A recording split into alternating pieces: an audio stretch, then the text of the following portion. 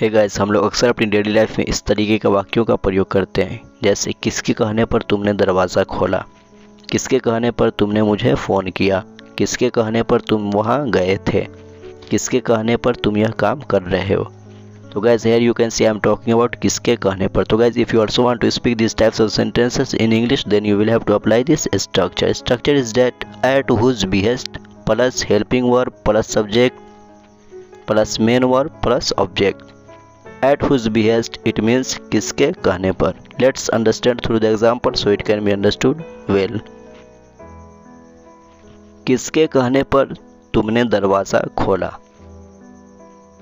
At whose behest did you open the door? At whose behest did you open the door? किसके कहने पर तुमने दरवाज़ा खोला। किसके कहने पर तुमने मुझे फ़ोन किया। At whose behest did you call me? At whose behest did you call me?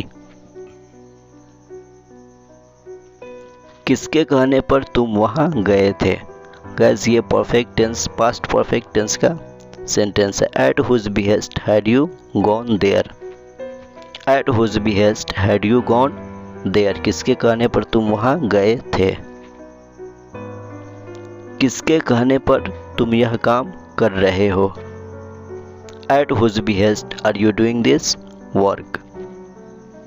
At whose behest are you doing this work? किसके कहने पर यह काम कर रहे हो। किसके कहने पर उसने मुझे गाली दी। At whose behest did he abuse me? At whose behest did he abuse me? तो गाइस उम्मीद है कि आपको अच्छे से समझ में आ गए होंगे। अगर अच्छे से समझ में आ गए तो एक सेंटेंस आपके लिए, किसके कहने पर तुम वहाँ जा रहे हो। Guys, it is for you. Please tell me in the comment section. If your answer will be wrong, then I will correct that. Thanks for watching this video. Don't forget to like and share. I will see you tomorrow in the next video. Till then, take care. Have a nice day. Wish you best of luck. Thank you.